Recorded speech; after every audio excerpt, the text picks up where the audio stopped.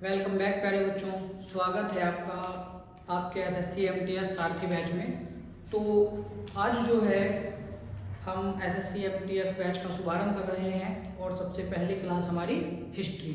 आज जीएस में जीके में हिस्ट्री की क्लास से आज हम एसएससी एमटीएस के सारथी बैच का शुभारंभ करने जा रहे हैं बच्चों।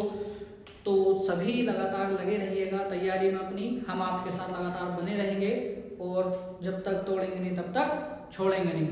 तो आज जो है हम इतिहास के सबसे पहले चरण की, जहां से मनुष्य की उत्पत्ति होती है, इस धरती पर मनुष्य का जीवन काल शुरू होता है, तब से लेकर अब तक के संपूर्ण इतिहास को समझाने के, उसको पढ़ाने का शुभारंभ कर रहे हैं। यानी कि आज हम पढ़ेंगे किस तरह से धरती पर ये जो आज का युग है ये किस तरह से बदलते बदलते अब तक यहाँ तक पहुंचा है। या फिर इसके अलावा और आज हम क्या पढ़ेंगे, मानव की उत्पत्ति, किस तरह से मनुष्य बना। आज का जो मनुष्य है ना, आप जैसे सुंदर से बच्चे हैं, ये किस तरह से बने। एक समय था कि ये लोग आदि मानव कहलाते थे, उससे पहले वन मानुष होते थे। तो वहां से स्टार्टिंग होते हुए आज इस युग तक हम कैसे पहुंचे, उस सभी का अध्ययन हम किस में करेंगे, आज की अपनी इस इतिहास की क्लास में। तो सबसे पहले अगर हम बात करते हैं बच्चों हिस्ट्री यानी कि इतिहास की, अगर हम बात करें तो इतिहास है क्या। इतिहास जो है इस संपूर्ण संसार का, इस सृष्टि का, अतीत का जो विवरण है वही क्या कहलाता है, इतिहास। और उसी को जानने के लिए हमें आवश्यकता होती है इतिहास पढ़ने की। ठीक है, तो अगर हम बात करते हैं हिस्ट्री की और इतिहास यानी कि हिस्ट्री की हम बात करें तो जनरली इतिहास में जो है सबसे पहले शुरुआत होती है आपकी, अगर हम मनुष्य की उत्पत्ति से लेकर अब तक की बात करें तो सबसे पहले अगर हम मनुष्य की उत्पत्ति से इसको लेकर चलते हैं तो एक समय था धरती पर, जैसे धीरे धीरे सबसे पहले पृथ्वी का निर्माण हुआ, जिसको हम वर्ल्ड ज्योग्राफी में पढ़ेंगे कि वो कैसे कैसे हुआ था।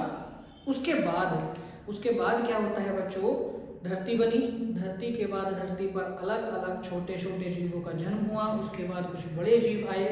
ठीक है, इस तरह से धरती का क्रमानुसार विकास होता चला गया। यहाँ पर जो जीव आज हम देखते हैं, इन जीवों का धीरे धीरे विकास होता चला गया। लेकिन हम जो पढ़ेंगे वो मनुष्य की उत्पत्ति से लेकर अब तक का काल पढ़ेंगे।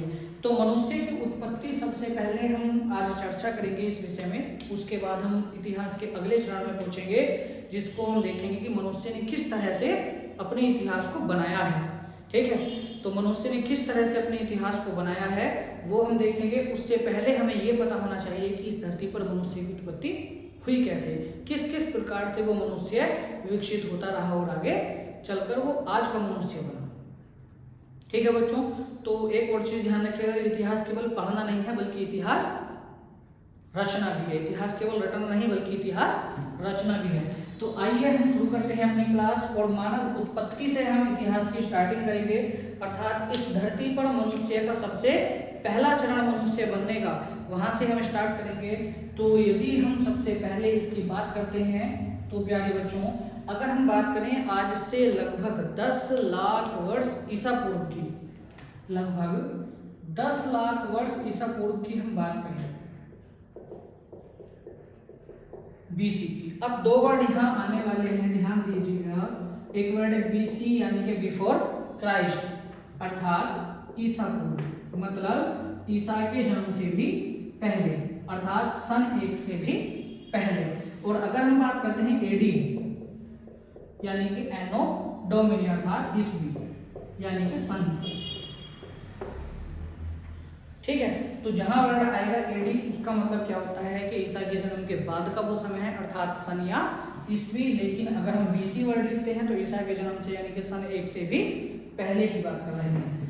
तो देखिएगा सन 1 से पहले भी 10 लाख वर्ष पूर्व जो है धरती पर सबसे पहले मानव की और प्रगतिशील एक जीव की उत्पत्ति होती है, जिसका मतलब उत्पत्ति तो बहुत पहले हुई, जिसका हमारे पास अभी तक कोई भी प्रमाण नहीं है। लेकिन अब तक का जो हमारे पास ज्ञात प्रमाण है वो विश्व के भूगोलवेत्ताओं द्वारा बताया जाता है कि 10 लाख वर्ष पूर्व इस धरती पर सबसे पहले मनुष्य की तरफ विकसित होने वाली जो जाति थी उसका नाम था प्राइमेट्स।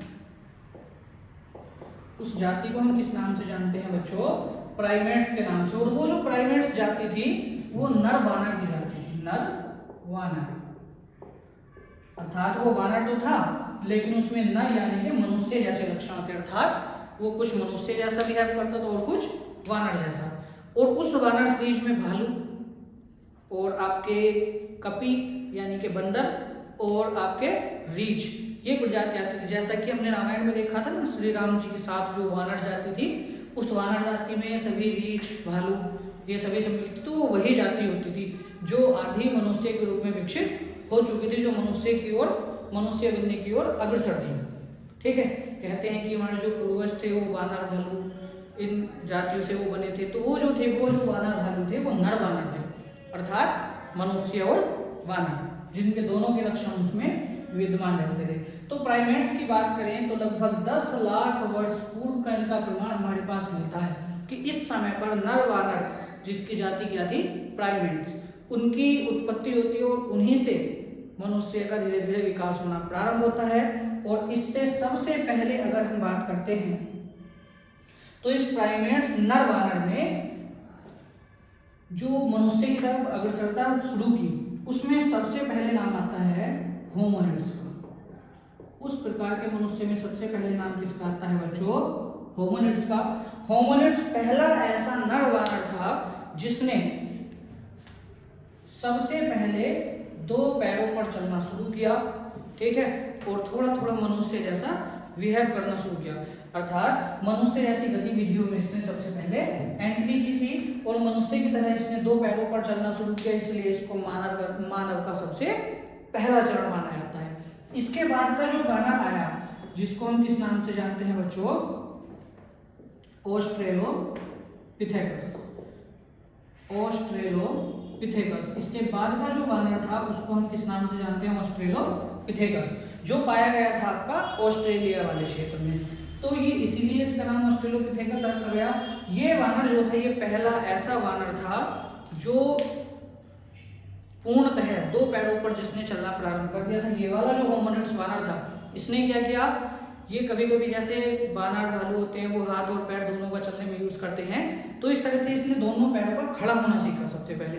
लगभग इस प्रक्रिया को, इन 2 पैरों पर खड़ा होकर चलने की प्रक्रिया को पूरा करने में लगभग 20 से 30 हजार वर्षों का एक समय लगा, जिसके बाद इसमें सुधार होता है इस जाति में और उसने पूर्णतः अपने दोनों जो अगले पंजे होते थे उनको पूर्णतः हाथ के रूप में यूज करना शुरू किया। ठीक है, तो मनुष्य की तरफ ये धीरे धीरे अग्रसर हो रहे थे और इस तरह से पूर्णतः चलने के लिए केवल 2 पैरों का ही यूज करने वाला जो वानर था वो कौन सा था, ऑस्ट्रेलोपिथेकस। इसके बाद की अगर हम बात करते हैं बच्चों तो 3rd नंबर पर मनुष्य की जो धीरे धीरे ऑस्ट्रेलोपिथेकस के बाद जो इस नर वानर जाति में सुधार आता चला गया, मनुष्य की तरफ वो बढ़ता चला गया, कदम बढ़ाता रहा एक मनुष्य बनने की तरफ, उसमें तीसरा नाम आता है होमो होबिलिस का। होमो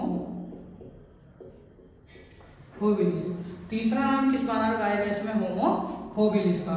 और जो होमो होबिलिस था ये पहला ऐसा वानर था जो अपनी गर्दन को मनुष्य की तरह 180 डिग्री पर घुमा सकता था।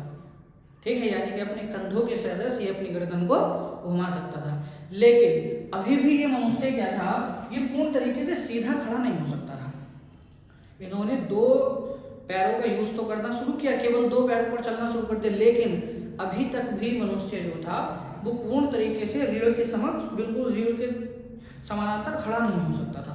तो रीढ़ के समानांतर खड़ा होने वाला जो पहला वानर रहा वो आपका 4th नंबर पर आएगा प्यारे बच्चों, कौन सा, होमो इरेक्टस। इरेक्टस मतलब सीधा। तो इस वानर को होमो इरेक्टस नाम क्यों दिया गया, क्योंकि ये पहला वानर मानव था जो बिल्कुल सीधा खड़ा होकर चल सकता था।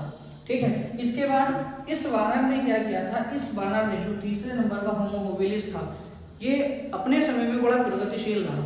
इसने सबसे पहले क्या किया, पत्थर के औजार बनाना शुरू कर दिया, यानी कि पत्थर को औजार की तरह यूज करना शुरू कर दिया, जिसका वर्णन अभी आगे चलकर हम पाषाण काल में पढ़ने वाले हैं। ठीक है, इसके बाद अब होमो इरेक्टस आता है। इसने मनुष्य श्रेणी की तरफ बड़ा ही प्रगतिशील क्या काम किया कि ये बिल्कुल सीधा मनुष्य की तरह चल सकता था, बिल्कुल सीधा खड़ा होकर अपनी गर्दन को पूर्णतः घुमा सकता था पूरे तरीके से। लेकिन इससे पहले क्या होता था कि ये जो वानर जाती थी अपनी गर्दन को पूरे तरीके से 180 डिग्री पर अपने कंधों के सदृश नहीं घुमा सकती थी।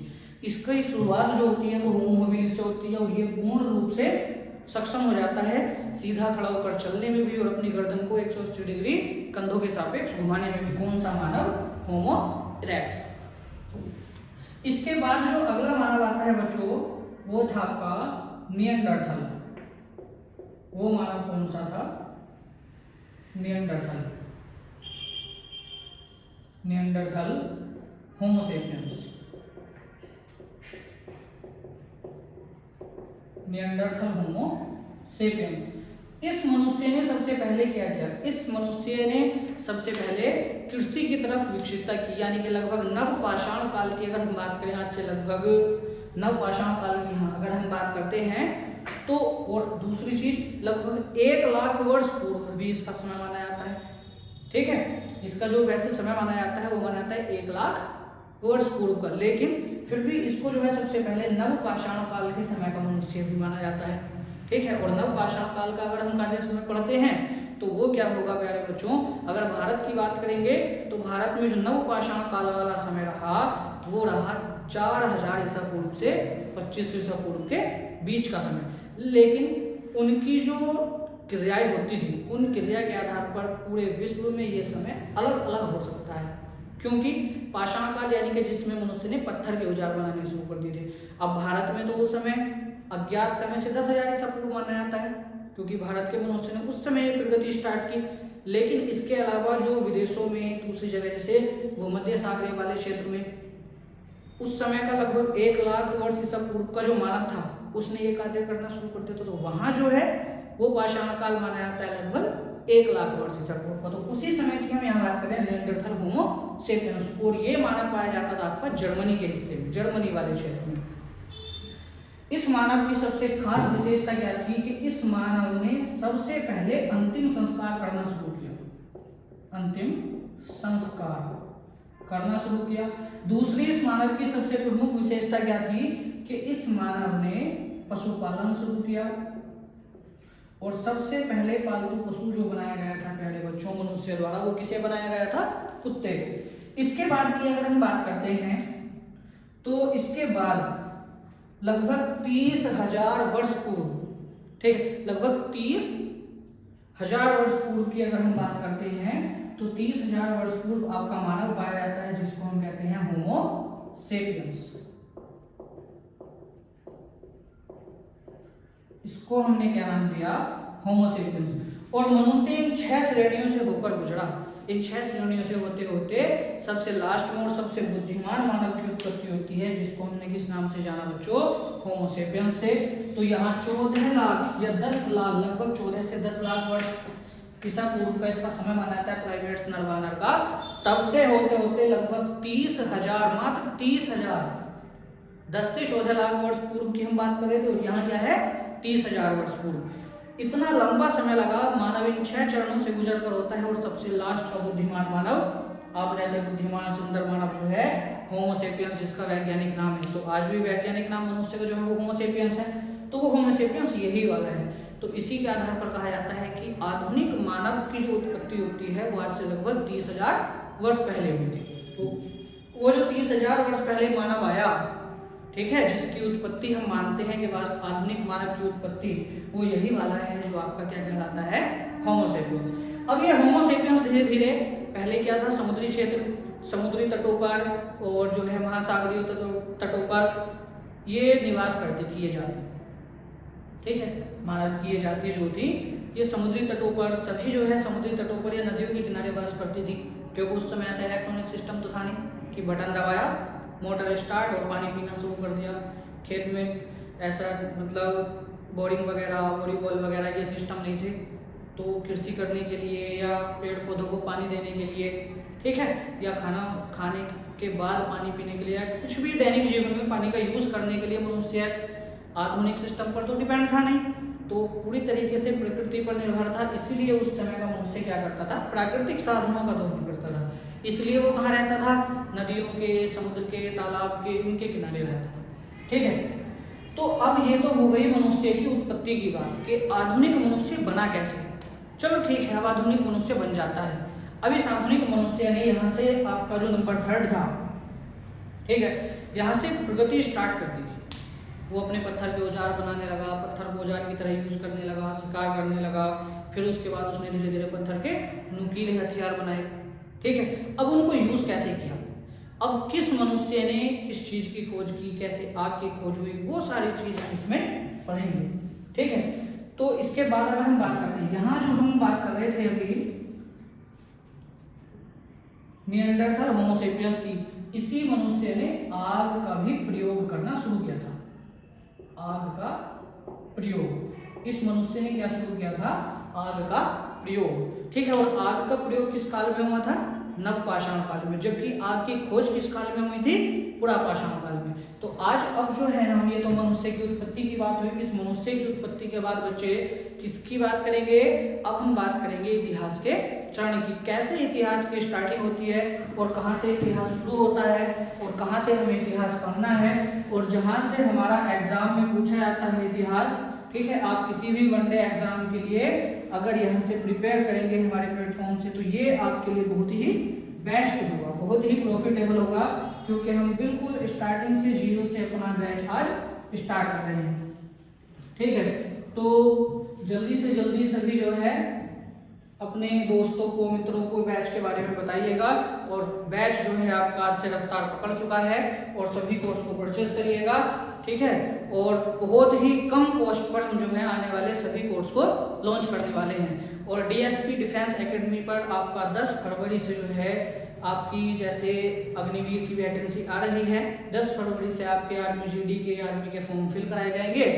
तो 10 फरवरी से ही जो है वो हमारे यहाँ ऑफलाइन बैच स्टार्ट हो रहा है। तो प्यारे बच्चों, जितने भी आपके मित्र हैं, आपके दोस्त हैं, सभी विद्यार्थी हैं जो आर्मी के लिए डेडिकेट हैं, तो वो हमारा डीएसपी एकेडमी पर 10 फरवरी से बैच ज्वाइन कर सकते हैं। तो आइए इसके बाद अगर हम बात करते हैं हिस्ट्री के चरणों की, किस तरह से हिस्ट्री यानी कि इतिहास जो है वो आज के इस युग तक पहुंचा।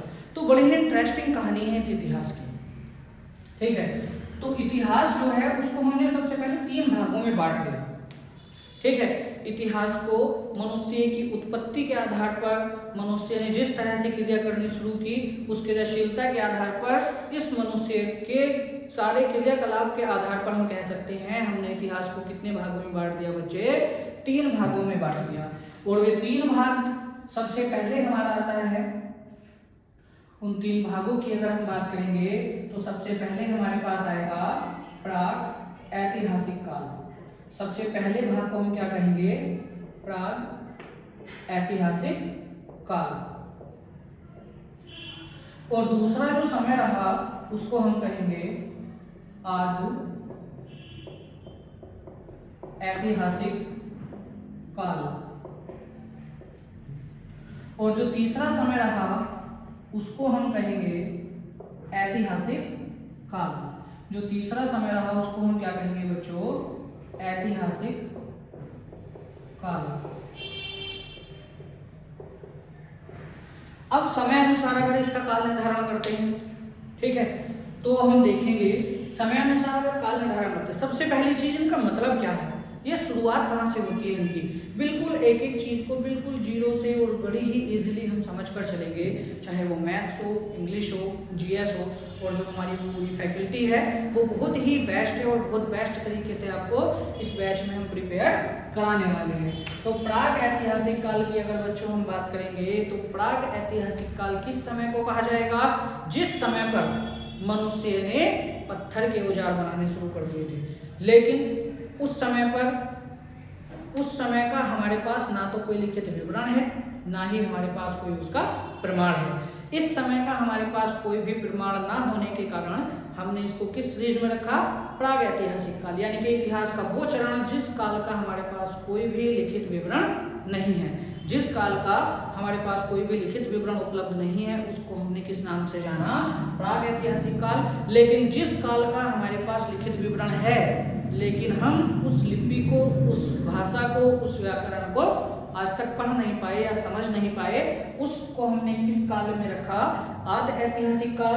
और इतिहास का वो चरण जिस काल का हमारे पास लिखित विवरण है और हम उसको इजीली पढ़ चुके हैं, जिसका हमारे पास पूर्ण विवरण है, हम उसको बड़े आराम से पढ़ लेते हैं, समझ सकते हैं। उसको हमने किस काल में रखा, किस समय में रखा, ऐतिहासिक काल में। अब एक टाइम ड्यूरेशन के अकॉर्डिंग अगर हम इसका पता करते हैं कि इसकी टाइम ड्यूरेशन क्या रही होगी, क्या एक समय रहा होगा, तो आज पूरे इतिहास का परिचय हम जानने वाले हैं। पूरे इतिहास को हम एक टेबल के रूप में आज जानेंगे और लगभग संपूर्ण इतिहास का आज जो है हम पृष्ठभूमि पढ़ने वाले हैं। तो बने रहिए क्लास में और साथ ही साथ चैनल को लाइक कीजिएगा, सब्सक्राइब कीजिएगा यूट्यूब पर और फॉलो कीजिए हमारे टेलीग्राम चैनल को। और जो हमारा ऐप लिंक है वो आपको डिस्क्रिप्शन में मिल जाएगा, वहां से आप ऐप डाउनलोड करके कंप्लीट कोर्स के लिए कंप्लीट कोर्स को परचेस कर सकते हैं। ठीक है, इसके अलावा चैनल को, जो हमारा यूट्यूब चैनल है, इसको भी आप शेयर कीजिए ताकि सभी विद्यार्थी जो है क्लासेस हैं वो फ्री ऑफ कॉस्ट भी पढ़ सकें साथ साथ। ठीक है, तो प्राग ऐतिहासिक काल की अगर बच्चे हम बात करते हैं तो इसका जो समय रहा उसको हम आज तक ज्ञात नहीं कर पाए। हम कह नहीं सकते, यानी कि मनुष्य अभी तक ये नहीं कह सकता, भले ही हमारे पास तमाम आधुनिक यंत्र हैं, लेकिन हम अभी तक भी ये नहीं कह सकते कि ये समय कब से शुरू हुआ होगा, अर्थात ये समय क्या रहा, अज्ञात। लेकिन अज्ञात समय से ये कब तक चलता है, तो ये चलता है हमारा 2500 ईसा पूर्व तक। ये अज्ञात समय से कब तक चलता है बच्चों, 2500 ईसा पूर्व तक। और 2500 ईसा पूर्व से पहले का जो मनुष्य था वो आपका प्राक ऐतिहासिक काल का मनुष्य कहा जाता है, क्योंकि उस काल का जो मनुष्य था वो लिखना पढ़ना नहीं जानता था, हमारे पास उसका कोई भी लिखित प्रमाण नहीं है। तो उसी समय को हमने किस सीरीज में रख दिया, प्राग ऐतिहासिक काल। और उसके पश्चात अगर हम बात करते हैं 2500 ईसा पूर्व के बाद हमारा क्या शुरू होता है, वो समय जिस समय मनुष्य ने लेखन कला प्रारंभ कर दी थी, चित्रों के माध्यम से या जिस तरह से भी उसने चित्रों के लिपि चिन्हों के माध्यम से लिखना शुरू किया। और मतलब ये तो नहीं कह सकते कि उसने पढ़ना शुरू किया, उसका हमारे पास कोई प्रमाण अभी तक नहीं है, लेकिन हाँ लेखन कला का हमारे पास प्रमाण है। मनुष्य ने लेखन कला विकसित की कब, 2500 ईसा पूर्व में, लेकिन हम उसको पढ़ नहीं पाए। ठीक है, तो ये शुरू होता है आपका 2500 ईसा पूर्व से 600 ईसा पूर्व तक। 2500 ईसा पूर्व से बच्चों कब तक, लगभग 600 ईसा पूर्व तक। अब इस 2500 ईसा पूर्व से 600 ईसा पूर्व के बीच का जो समय रहा, उसमें हमारी दो सभ्यताएं आएंगी जो मोस्टली आपकी एग्जाम की दृष्टिकोण से बहुत ही इंपॉर्टेंट है। तो सबसे पहले तो हमारी सिंधु घाटी सभ्यता और दूसरी हमारी आती है वैदिक सभ्यता। अब जो वैदिक सभ्यता है वो 1500 ईसा पूर्व से 600 ईसा पूर्व तक चलती है। चूंकि वैदिक सभ्यता में क्या था, उसमें भाषा का मिश्रण पाया जाता है। जैसे वैदिक सभ्यता में हमारी द्रविड़ सभ्यता भी मिलती है, ठीक है, भूमध्य सागरीय सभ्यता मिलती है, तो वो हमसे पढ़ी नहीं जा सकी, इसलिए हमने उसको किस सीरीज में रख दिया, आदि ऐतिहासिक काल। लेकिन उसका कुछ हिस्सा जो है वो ऐतिहासिक काल में भी आता है, क्योंकि ऋग्वैदिक काल और उत्तर वैदिक काल में जो लोग रहते थे उनको आर्य कहते थे, वो हम आगे पढ़ेंगे अभी।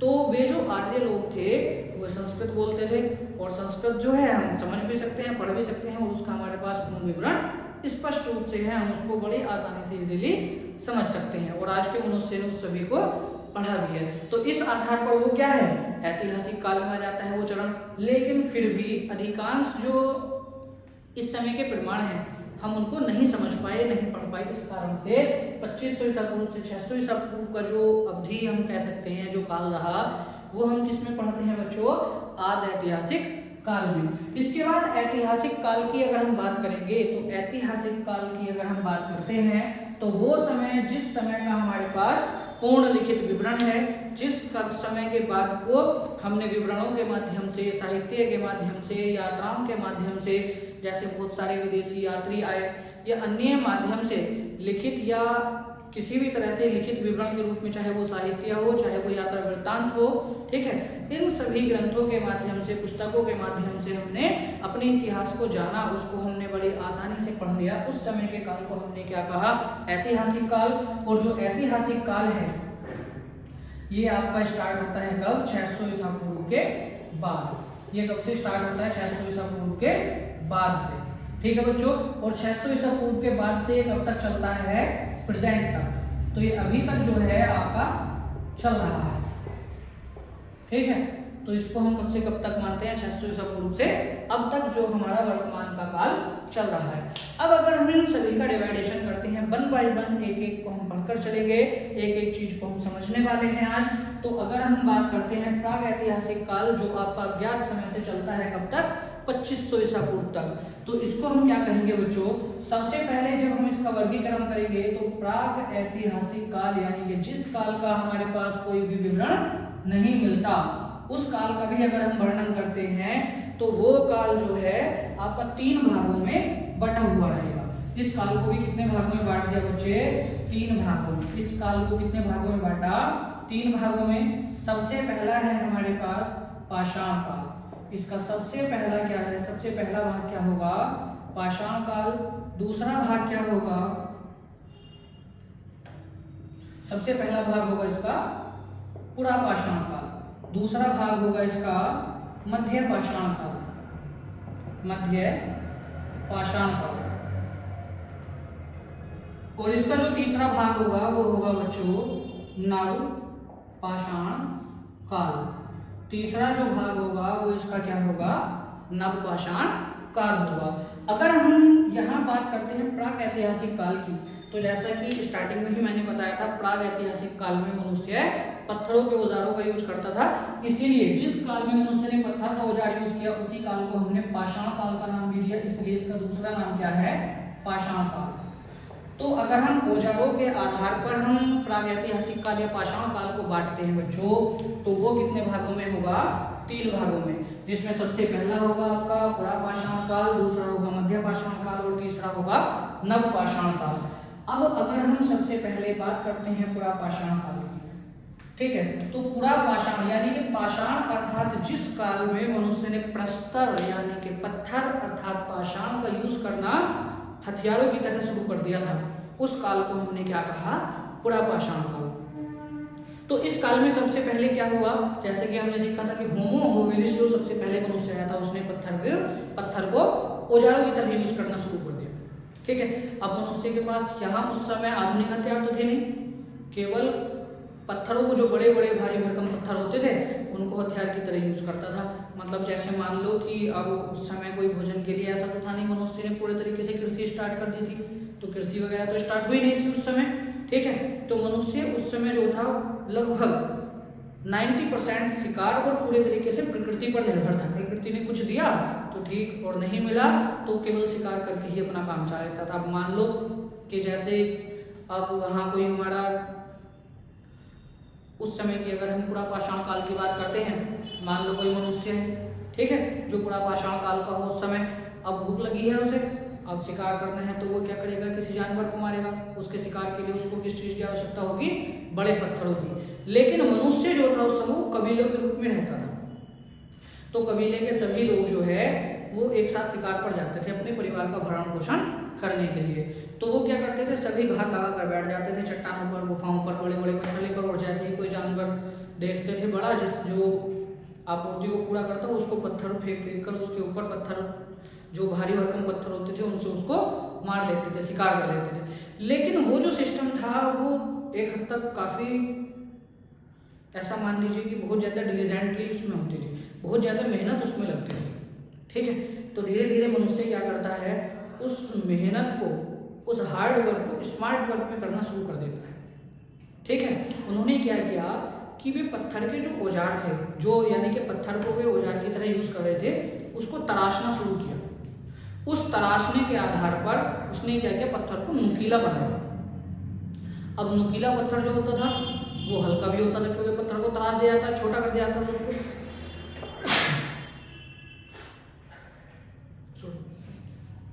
तो पत्थर को तराश कर उसको क्या कर दिया जाता था, एक तो उसका वजन कम हो जाता था, वेट कम हो जाता था, और दूसरी चीज उसमें क्या होती थी कि वो इजीली फेंक कर शिकार किया जा सकता था, तो कम एफर्ट में अधिक कार्य हो सकता था, ठीक है।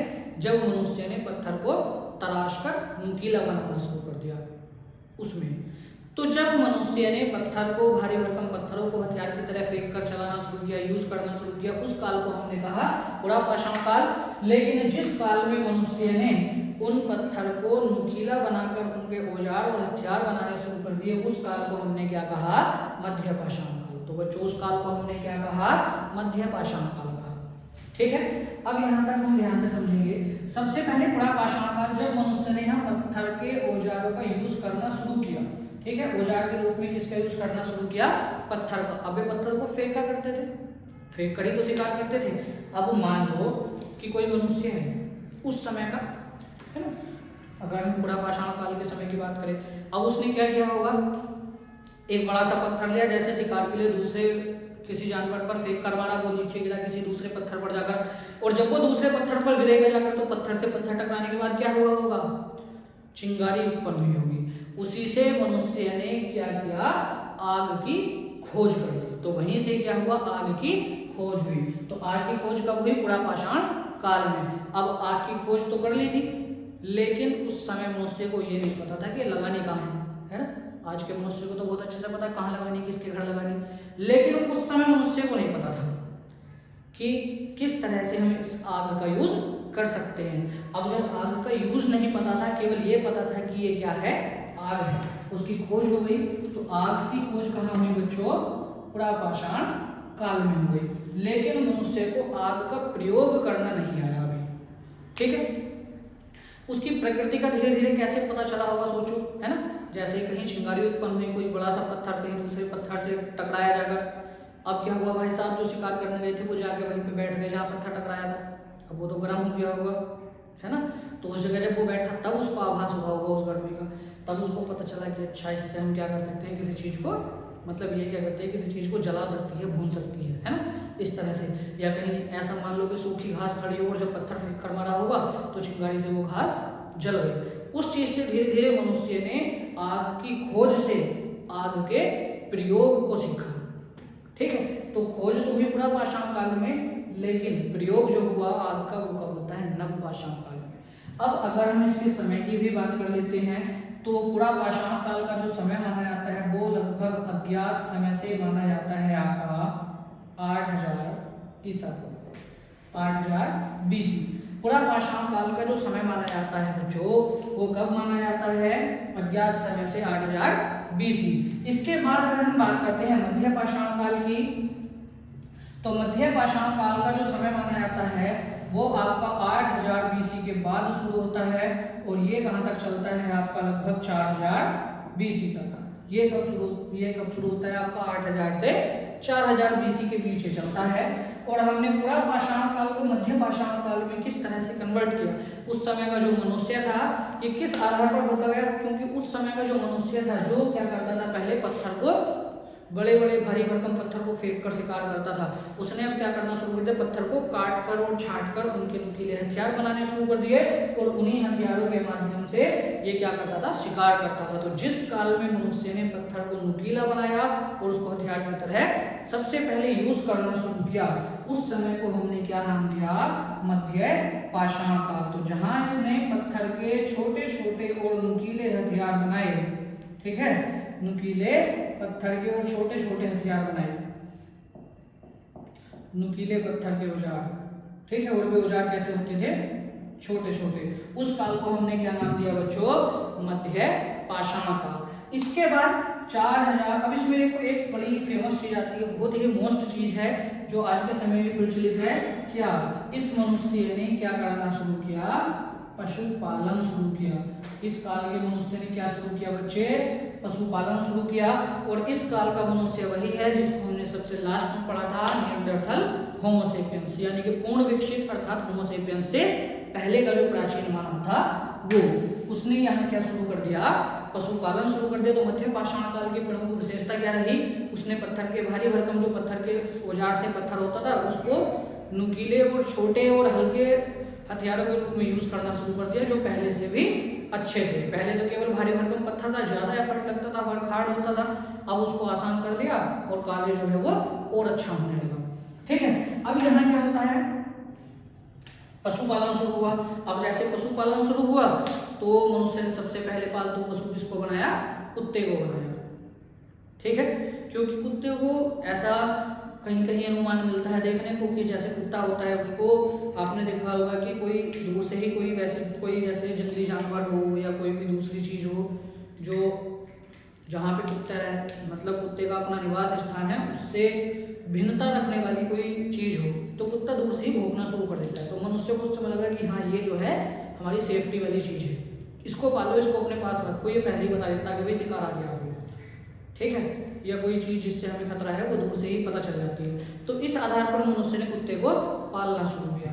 उसके बाद धीरे धीरे यहाँ जो है नवपाषाण काल में होते हैं हम, और नवपाषाण काल जो है किस समय को कहा गया, जब मनुष्य ने इन पत्थर के औजारों को सुसंगठित और सुव्यवस्थित बना दिया। यानी कि पहले तो यहाँ केवल मनुष्य के पत्थर के औजारों को हल्का किया, और यहाँ मनुष्य ने क्या किया, सुव्यवस्थित और पॉलिशदार हथियार बनाए, सुव्यवस्थित और पॉलिशदार हथियार, ठीक है। इसका जो हमारे यहाँ साक्ष्य मिलता है तमिलनाडु के अतिरंपक्कम से हमें एक कुल्हाड़ी मिलती है जिसकी खोज की थी रॉबर्ट ब्रश फुट ने। अब अगर हम यहाँ बात करते हैं प्राग ऐतिहासिक काल की, तो प्राग ऐतिहासिक काल में सबसे पहले 1863 में एक व्यक्ति थे रॉबर्ट ब्रश फुट, जिन्होंने सबसे पहले दक्षिण भारत में तमिलनाडु के अतिरंपक्कम से हस्त कुठार यानी कि कुल्हाड़ी प्राप्त की थी जो कि पॉलिशदार थी, ठीक है। और वो प्रमाण मिलता है आपका नवपाषाण काल का, ठीक है। इसके अलावा मध्य प्रदेश के हथनोरा नर्मदा नदी के किनारे स्थित है, वहां से मनुष्य की खोपड़ी का एक जीवाश्म मिलता है, मनुष्य की खोपड़ी मिलती है जो आपके लगभग मध्य पाषाण काल की है, ठीक है। तो इस तरह से प्रमाण लगातार मिलते रहे हैं, लेकिन आज तक भारत के अंदर कोई भी संपूर्ण मनुष्य का जीवाश्म जो प्राचीन समय का प्रागैतिहासिक काल का हो वो हाथ नहीं लगा है, लेकिन समय समय पर बस्तियों के प्रमाण मिलते रहे हैं, ठीक है। तो अगर हम बात करते हैं नवपाषाण काल की, अब नवपाषाण काल में जो मनुष्य था वो होमो सेपियंस था, ठीक है। लगभग 30,000 वर्ष पूर्व के बाद का जो मनुष्य था, उसके बाद का जो मनुष्य था वो भारत में, जैसे पूरे विश्व में वो विकसित हो रहा था, भारत में वो विकसितता रखने वाले जो मनुष्य हैं लगभग 4,000 वर्ष ईसा पूर्व के बाद आए, जिनको हमने क्या नाम दिया, जिस समकाल को हमने क्या नाम दिया, नवपाषाण काल। अब इस नवपाषाण काल की अगर हम बच्चे बात करते हैं तो उस होमो सेपियंस ने क्या किया, सबसे पहले आग का प्रयोग शुरू किया, उसने क्या किया, आग का प्रयोग किया, ठीक है। आग के प्रयोग के बाद इसने क्या किया, यहाँ तो पशुपालन हो चुका था, अब पशुपालन हो गया तो उन पशुओं से क्या करना शुरू किया, व्यापार करना शुरू किया, ठीक है। तो नवपाषाण काल में क्या हुआ, आग का प्रयोग शुरू हुआ और क्या हुआ, व्यापार शुरू हुआ। और इसके बाद व्यापार कैसे शुरू हुआ, क्योंकि मनुष्य ने पहिए का आविष्कार कर दिया था। क्या कर दिया था मनुष्य ने, पहिए का आविष्कार। अब पहिए का जब आविष्कार हुआ तो वो दो तरह से यूज हुआ, सबसे पहला तो कुम्हार के चाक के रूप में, और यहीं से सबसे पहले शुरू होती है क्या, कुंभकारी बच्चों, क्या शुरू होती है, कुंभकारी, यानी कि सबसे पहले यहाँ जो है चाक पर मिट्टी के बर्तन बनाने शुरू होते हैं और मिट्टी की अलग अलग विभिन्न रचनाएं बननी शुरू हो जाती हैं चाक के पहिए के माध्यम से। और उसी पहिए का यूज किस चीज में किया गया, बैलगाड़ी में, और यहाँ बैल और भैंसा पालना शुरू हो जाता है, ठीक है।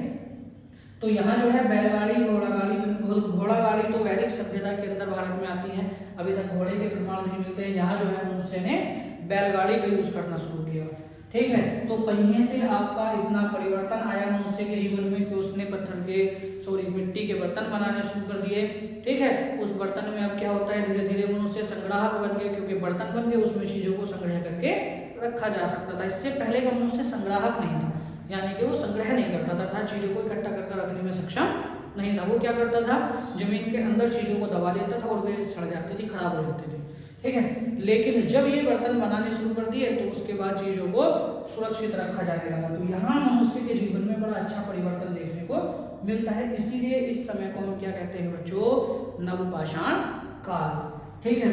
और धीरे धीरे मनुष्य जो है पूर्ण रूप से विकसितता की ओर यहाँ बढ़ता चला गया। और उसके बाद आपकी लगभग 2500 ईसा पूर्व के समय भारत में एक सभ्यता के हमारे पास प्रमाण मिलते हैं जिसे भारत की सबसे प्राचीन और विकसित सभ्यता कहा जाता है, ठीक है। अब ये लोग धीरे धीरे अपना आवास में रहने शुरू हो गए। अभी यहाँ जो था पाषाण, इसमें नवपाषाण काल में इन्होंने फिर क्या किया, अपना आवास बनाए, मनुष्य जो है स्थायी आवास बनाकर रहने लगा। उन्हीं स्थायी आवास में, इन्होंने स्थायी आवास बना लिए, जो लोग यहाँ रह रहे थे भारत के अंदर, ठीक है, अभी हमने थोड़ी देर पहले चर्चा की थी कि वो नदियों के किनारे रहते थे, ठीक है।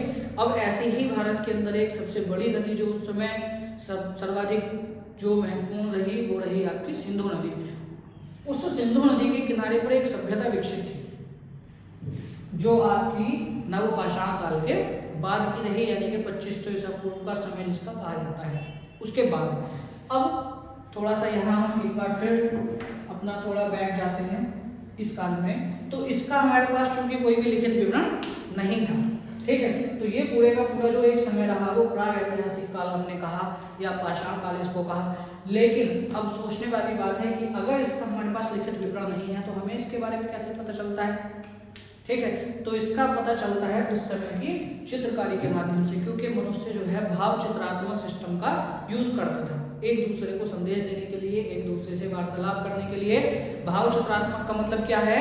भावों को चित्र के माध्यम से समझाना, ठीक है। जैसे मान लो कि कोई श्याम है, उससे कहना कि भैया कुत्ता खड़ा हुआ, कुत्ता भगा दे, तो सीधे से उसने श्याम बनाया है, ठीक है, उसके हाथ में डंडा दे दिया और यहाँ बैठा दिया कुत्ता, वो समझ गया अच्छा डंडा लेना है, कुत्ता भगाना है, ठीक, समझ गए, ठीक है। तो इस सिस्टम को हमने क्या कहा है? भाव चित्रात्मक। तो इस प्रणाली को हम भाव चित्रात्मक प्रणाली कहते हैं, ठीक है। तो ये सिस्टम अभी तक यहाँ चलता रहा। तो इन्हीं चित्रकारी के माध्यम से, अब ये चित्रकारी कहीं किसी पृष्ठ पर किसी मतलब स्पष्ट रूप से कोई पुस्तक वगैरह में नहीं की गई, बल्कि ये चित्रकारी हमें कहाँ मिलती है? गुफाओं में। भारत के अंदर इसका सबसे बड़ा प्रमाण है भीमबेटका की गुफा, जहां से हमें प्राग ऐतिहासिक काल या पाषाण काल के स्पष्ट और सर्वाधिक विवरण चित्रकारी के रूप में प्राप्त होते हैं, ठीक है। अब इसके बाद का जो मनुष्य रहा, यहाँ ना पाषाण काल खत्म होता है, इसके बाद एक नया समय शुरू होता है जो इस आदि ऐतिहासिक काल और प्राग ऐतिहासिक काल दोनों के बीच का रहा, ठीक है, जिसको जनरली कई जगह में वर्णित नहीं किया गया है, जिस वजह से आप लोग हम लोग उसको नहीं पढ़ते हैं। लेकिन फिर भी थोड़ा सा एक छोटा सा पॉइंट है, ध्यान रखिएगा। इन दोनों सभ्यताओं के बीच मनुष्य के जीवन में बहुत बड़ा बदलाव आया। मनुष्य ने सबसे पहले किसी धातु का यूज करना शुरू कर दिया, पत्थर के औजारों की जगह और पत्थर के मिट्टी के बर्तनों की जगह, और वो धातु थी तांबा। तो मनुष्य ने सबसे पहले जो धातु खोजी, उस धातु को हमने क्या नाम दिया बच्चों? तांबा। मनुष्य द्वारा खोजी जाने वाली सबसे पहली वस्तु जो रही वो क्या रही?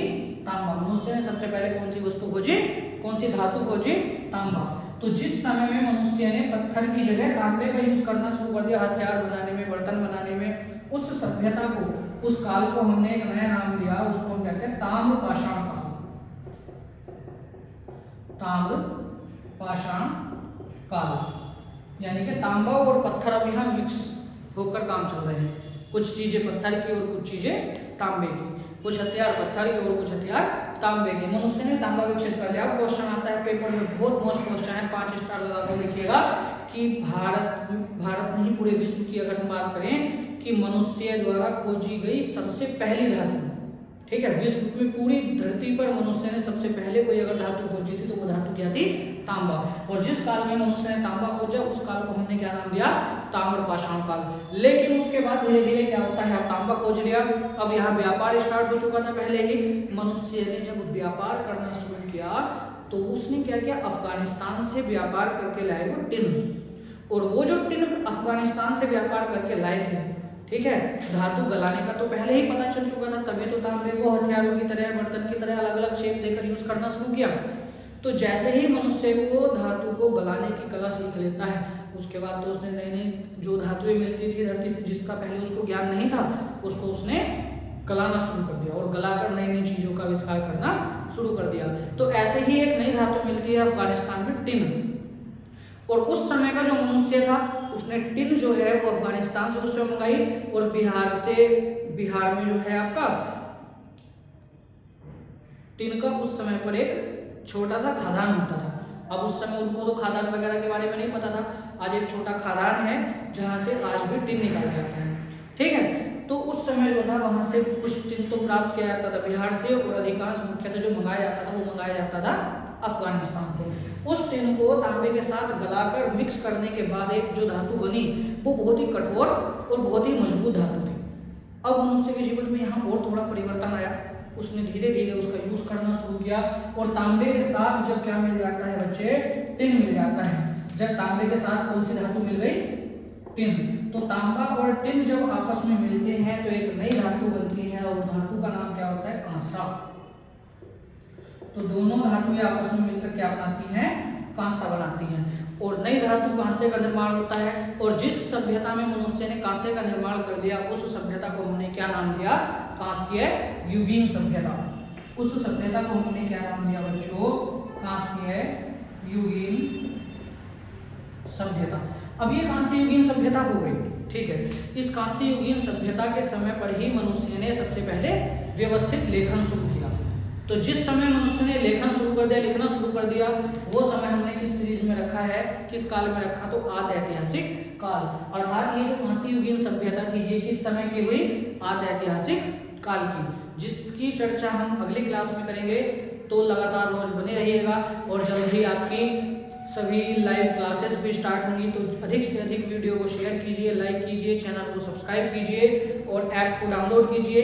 ऐप पर जो फ्री मटेरियल है लगभग सभी क्लासेस जो हैं, जो हमारे रिकॉर्डेड बैच हैं या लाइव क्लासेस हैं या अदर कोर्सेज हैं, वो भी आपको बहुत कम शुल्क पर प्रोवाइड कराए जाएंगे, क्योंकि हमारा अधिकतम लक्ष्य है कि अधिक से अधिक बच्चे को, गरीब से गरीब बच्चे को हम पढ़ाएं, ठीक है। गरीब से गरीब जो बच्चा है वो भी पढ़ ले। उसके सहयोग के लिए आप वीडियो को लाइक, सब्सक्राइब और शेयर करें और अपने सभी साथियों से कहें कि वो ऐप को डाउनलोड करें। और पूरा कोर्स कंप्लीट, किसी भी चीज़ के सभी कोर्स जो है वो जल्द ही ऐप पर प्रोवाइड धीरे धीरे कराए जा रहे हैं। फ्री डाटा, फ्री मटेरियल, सभी चीज़ों का हम वहाँ प्रोवाइड करा रहे हैं, या नाम मात्र के एक शुल्क पर, ठीक है। तो अन्य सभी साथियों का, अपने सभी अन्य दोस्तों का, मित्रों का, रिलेटिव्स का, सभी को उनकी तैयारी बीच में ना रुके, वो सभी अपने आराम से कभी भी पैसे के अभाव में अपनी तैयारी को ना छोड़ें। इसलिए आप थोड़े से रेस्पॉन्सिबल होकर इस वीडियो को उन सभी तक शेयर करें और उनसे भी कहें कि वो हमारे ऐप को